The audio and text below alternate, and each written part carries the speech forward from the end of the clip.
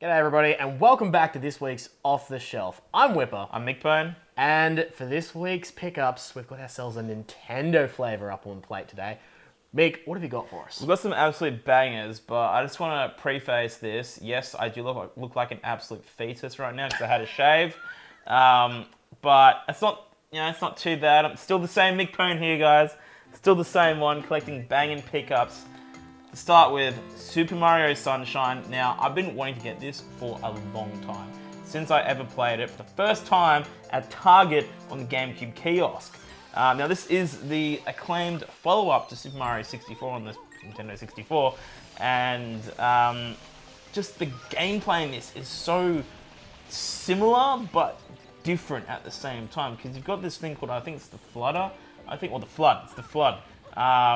Device, which lets you spray your water everywhere, clean everything up, and the levels I felt were quite different this time around. I had a bit of a chance to play a little bit for the showing here, and I was loving every second of it. Like, I want to see this get a remake. I want to see it get, given the HD treatment on the Switch. That'd be fantastic. I mean, I know we have heard rumors of a potential Mario collection coming to the Switch pretty soon, so we'll see how that goes. But yeah, Super Mario Sunshine, the Australian copy as well, mind you. Paid a pretty penny for this. This is not cheap.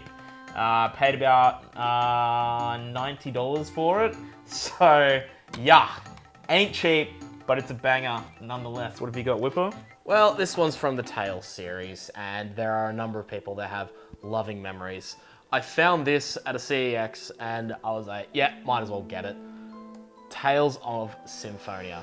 Classic JRPG, and of course, there's some kind of evil threatening the world, and there's always a chosen one, but funnily enough, the chosen one isn't immediately you. Interesting enough. I mean, it seems to be the case with these JRPGs, evil threatening the world, chosen one, or maybe not chosen one comes to save the day. I mean... Exactly, and you immediately know who your the player character is because it kicks off with you in a classroom with all of these kids, and you're the only kid with two great big swords hanging off. You're like, yeah, you're the main character. Straight away. But that doesn't make it a terrible game. That doesn't make it terrible. It was actually quite funny right at the start. I noticed that there was this little burnout at the front of the class. I'm like, somebody murdered that. Turns out one of your classmates is a klutz and blew herself up there. Yeah, right, okay. But going around the map, the combat was an action RPG. I was expecting turn-based because That's what I thought never too. played it. But then when I realized, oh, hang on, I can move around, it's not turn-based. This is really cool. I would really enjoy it. Interesting. I know I've got a follow-up on the Wii as well. I bet it did. I haven't had a chance to check that out, but the Symphonia games are quite well regarded for a reason with that. Now, this one wasn't as expensive as yours, but it was still up there. This one was about $70. I have seen it go for higher when sealed. And the condition of this is pretty immaculate. It's got Pretty decent. everything original, 2-disc, as those larger games were in its time. But nice little item. Not bad, not bad. Now, All right. I see something a little interesting Something here. interesting here. Yeah, nah. So, Pokemon Colosseum. Again, for the Gamecube. All about the Gamecube this week. And yeah, this one was a favorite of mine from my childhood back in the day. My friend had this game, and what I would do is I'd go around to his house, and I'd bring my Game Boy Advance with me with Pokemon Ruby, and would use the Gamecube Game Boy adapter and hook it up to the Gamecube, and I would use my Pokemon to verse his Pokemon in game, and we'll be having like Pokemon battles, Pokemon Stadium style on the TV, which was just awesome. I loved it. It was such a cool idea. And yeah, this game I got off Facebook Market for about $70 as well, but it's got all the inserts, you've got your, back in the day when they made color manuals as well. It's bloody gorgeous. You even got all these like other little inserts as well, upcoming games as well from that time period. It's just fantastic. And the Pokemon Colosseum games got a bit of like, they weren't amazingly received, but I think they're severely underrated. Like, being able to have all your Pokemon on the big screen, like, it's not your typical, gym challenge and all that sort of stuff, but, the plot is, if I recall, you gotta go save the Pokemon from being snagged by this evil group and they turn into Shadow Pokemon or something like that, but, it was still a mad Pokemon adventure, nonetheless. Now, so you've got a bit of a banger over there too. Yeah, and this one's from a childhood, but it was a game I never played. It was a game I missed out on.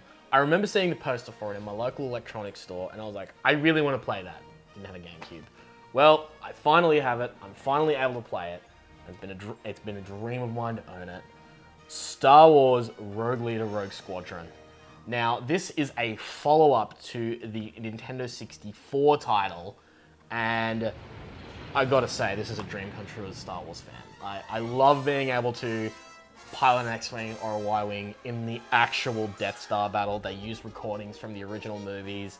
Most of all the original actors are in it, which are great. And my favorite part is being able to select the cockpit, and the cockpits are individually rendered. It's pretty cool. So when you get in an X-Wing, you've got the X-Wing cockpit. When you're in the Y-Wing, you get its cockpit. Or when you're in the... Not everybody knows this ship unless you're a true Star Wars fan, the T-16 Skyhopper. If you're in that, it's specific to that ship. I love it. I'm going to say it, late 90s to, I'd say, 2005, the peak of Star Wars games right there. I would call it. Peak of Star Wars games. Fantastic. There was a lot of games back then being released by LucasArts that were not that great, but then there was some bangers and absolute gems and diamonds in the rough. And recommend you get this game, 100%. It doesn't actually go for that much. No? It was about $30. So It's alright.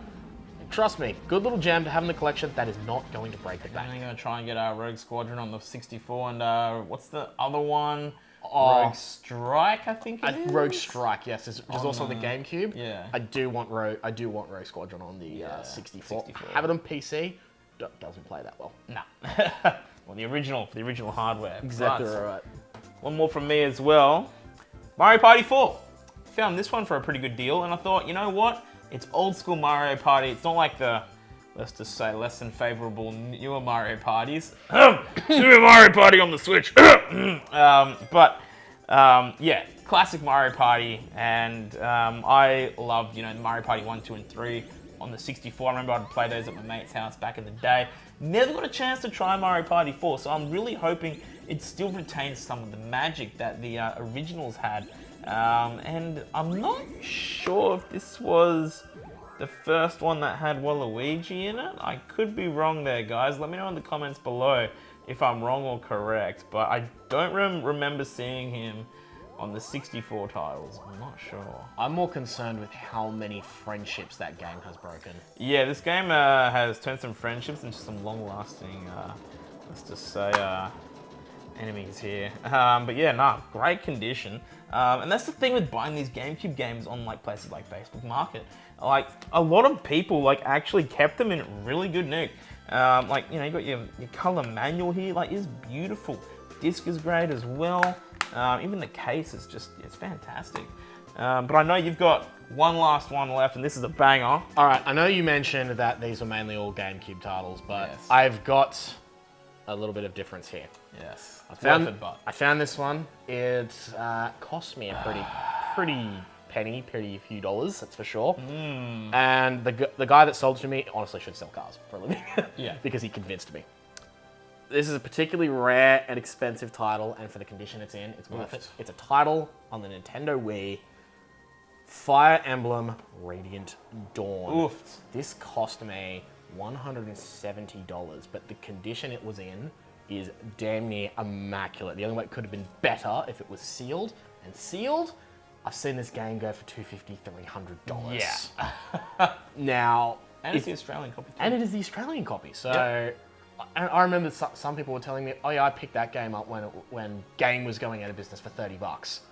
They're now sitting on some gems. Oh yeah, that's not a cheap game, and it's a hard one to find at that, especially the Australian copy. Yeah, and as you can see, complete... Oh, got a receipt here, get rid of that.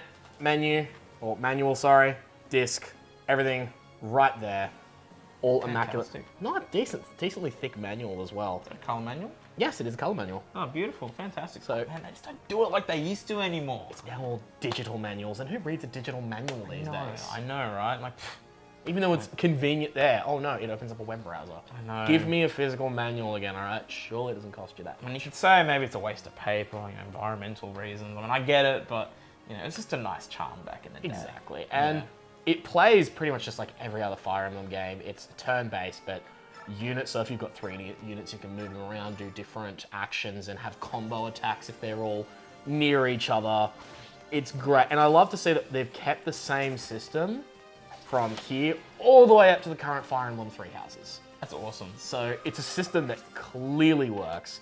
The world is beautiful, and thankfully completely compatible with both Wiimote, the gamepad for Wii, as well as Gamecube controllers. What I'd like to do is play that on a Wii U. I think that would actually look quite nice on the Wii U. It would actually. Because you get the upscaling to HD, plus using something like the Wii U Pro Controller, that would be a sick experience, I think. Oh, definitely. Now, Yeah. if you ever see this, and you see it below $100 or even below $150, get it. It is worth the price. Worth it. Do not question it. Really good. If you're looking over 500 to 1,000, you're going to want to hope it's in one of those plastic sealed cases, individually numbered Yeah, and reviewed. that's kind of like coming into Path of Radiance tier right there. Yeah, that's... On the GameCube. There are people that have done it, though. Yeah, there are. I've seen a few.